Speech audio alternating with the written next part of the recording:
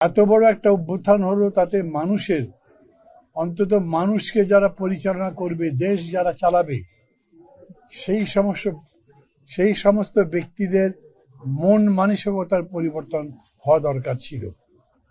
এমনিতে পত্রপত্রিকায় দেখছি যে দল একজনকে মনোনয়ন দিচ্ছে, তার বিরুদ্ধে আরেকজন দাঁড়িয়ে যাচ্ছে এবং নিজেকে জাহির করবার জন্য, প্রতিষ্ঠিত করবার জন্য লড়াইও করছে প্রচন্ড। এরকম হয়েছে অতীতেও, ইতিহাসে আছে। কিন্তু রক্ত দিয়ে, জীবন দিয়ে, বছরের পর বছর ধরে সংগ্রাম করে আমরা যে অধিকারের জন্য বললাম, যা প্রতিষ্ঠার জন্য এত বড় ত্যাগ স্বীকার করলাম, তার উপর দাঁড়িয়ে আবার তাকেই ব্যঙ্গ করছি, এই ধরনের ঘটনায় দুঃখ প্রকাশ করার বিকল্প কিছু নেই। আজকে যে কারণে আমাকে এখানে আসতে হয়েছে, আমার দুজন আইনজীবী, সবাই আপনারা চেনেন তাদেরকে, তারা এসছেন। এটা খুবই একটা সিম্পল ব্যাপার ছিল। বা যাচাই বাছাই করা হয় প্রার্থীদের বাদ দেবার জন্য নয়, বরঞ্চ তাদের কোনো ভুল ত্রুটি হলে সেটা সংশোধন করে যাতে তাদেরকে নির্বাচনী প্রক্রিয়ার মধ্যে রাখা যায়, এই জন্যে সংশোধন করবার সুযোগ অন দ্য স্পট আছে। এমনকি সময় দেওয়া যায়, এমনকি এপিডেপিড, যেটা হলফনামা বা শপথ করে বলেন, সেটাতেও যদি কোনো ভুল থাকে সেটাতে আবার আপনার সাপ্লিমেন্টারি এফিডেভিট দেওয়ার সুযোগ আছে। অথচ আমার বাড়ি বগুড়া, সেইখানে আমি নির্বাচনের আগেও করেছি, এইবারে যখন করছি তখন আমাকে বিরোধিতা করবার জন্য যে মবক্রাসি করা হয়েছে, এটা ইল ওমেন, এক কথায় খুবই একটা অশুভ ইঙ্গিত। যার কারণে আমি মনে করি জেলা প্রশাসক নিজে বিচলিত হয়ে সামাল দেবার জন্য মনে করেছেন একটা খারাপ পরিস্থিতি হবার চাইতে বিষয়টা নির্বাচন কমিশনে যাওয়াই ভালো, না হলে এটা বাতিল করবার কোনো কারণ ছিল না। এর আগে আমি এরকম করে বলিনি, কারণ সত্যায়িত হোক তারপরে বলাই উচিত মনে করেছি। আমি চাইব আপনাদের মাধ্যমে দেশবাসী এটা জানুক যে ক্ষমতার জন্য এই ধরনের উদগ্র কামড়াকামড়ি গণতন্ত্রের পথ নয়। দল আপনি অনেক বড় হতে পারেন, নেতা অনেক বড় হতে পারেন, ব্যক্তি অনেক বড় হতে পারেন, কিন্তু সমগ্রের কাছে ছোট। সেই মানসিকতা না থাকলে গণতন্ত্র হবে না।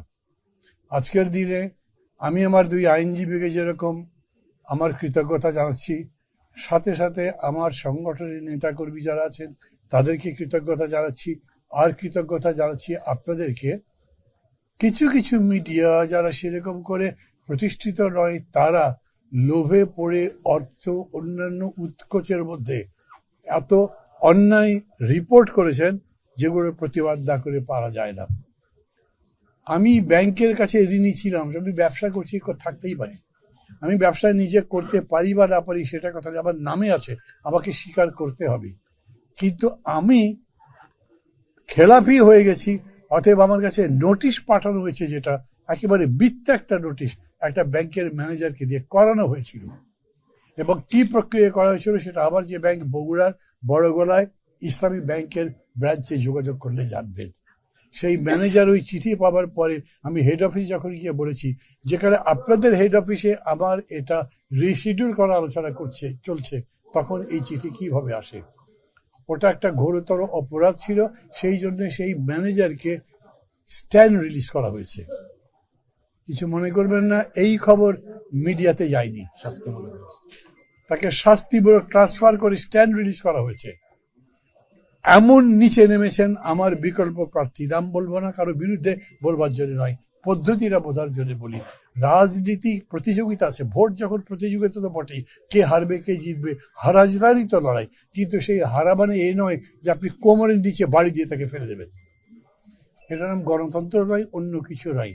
আজকে এই সময় কথাগুলো এই জন্যই বলছি, এতদিন এরকম করে বলিনি কারো কাছে আক্রমণ করবার জন্য নয়, এই অভিজ্ঞতা থেকে শেখার জন্য। পাপ বাপকে ছাড়ে না, ষড়যন্ত্র করে জেতা যায় না, আর গণতন্ত্রের লড়াই যখন, তখন অন্তত এই ষড়যন্ত্র দীর্ঘস্থায়ী হতেই পারে না। আজকের রায় তার প্রমাণ। আমি মনে করি নির্বাচন কমিশন বিজ্ঞতার পরিচয় দিয়েছেন।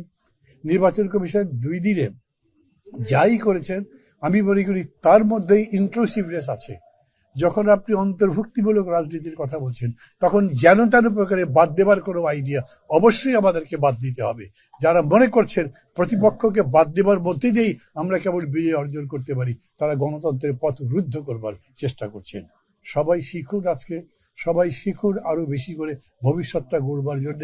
এত বড় সংগ্রামের মধ্যে দিয়ে যে নতুন বাংলাদেশ গড়ে তোলবার প্রত্যয় বাংলাদেশের মানুষ উচ্চারণ করেছিল, সেই প্রত্যয়ের পক্ষে থাকবার জন্য, সেই প্রত্যয়কে বাস্তবে রূপ দেওয়ার জন্য আমরা সবাই মিলে কাজ করি। অনেক কিছুরই আশঙ্কা করছি, কারণ অনেস্টলি বললে এই অ্যাডমিনিস্ট্রেশন তো কোনো কিছুর কন্ট্রোল নিতে পারেনি। পুলিশ এখন পর্যন্ত প্রোঅ্যাক্টিভ তো দূরের কথা, অ্যাক্টিভও নয়। বহু জায়গাতে দেখছি পুলিশ প্রায় নীরব ভূমিকা পালন করছে। শুধু মবক্রেসি নয়, মানে পরিস্থিতি এমন, ভোটের আগে প্রায় ফলাফল ঘোষণা হয়ে যাবার মতো হয়েছে না। অন্যায় বলছি না, কিন্তু পরিস্থিতি এমন হয়েছে, মূল প্রতিদ্বন্দ্বী একটা তো নাই, তার অন্যায় অত্যাচারের কারণে পরিত্যক্ত বিতাড়িত, তারা এখন ভোট করতে পারছেন না। অতএব কোনো শক্তি একক হয়ে গেছেন, হবার ফলে প্রশাসন মনে করছে তাদেরকে যে কোনোভাবে সার্ভ করার চেষ্টা করি। এই প্রশাসনকেও আমি বলি যে এটাই চূড়ান্ত বিষয় নয়। আপনারা যেটা আপনাদের নিয়ম তাই করেন, গণতন্ত্রের যা নিয়ম তাই করেন। এরপরে কে ক্ষমতায় যাবে, কে এমপি হবে, এটা দেখে খাতির করে যদি করে, তাহলে বাক্স নিয়ে চলে গেলেও সম্ভবত তারা কিছু বলবে না। এগুলো সতর্ক থাকা ভালো, এখন থেকে বলা উচিত। এটা দিয়ে আমি নির্বাচনী প্রক্রিয়ার সমালোচনা করার উদ্দেশ্যে বলছি না, বরঞ্চ তাকে আরো সমুন্নত করা, আরো উন্নত করবার জন্য বলছি।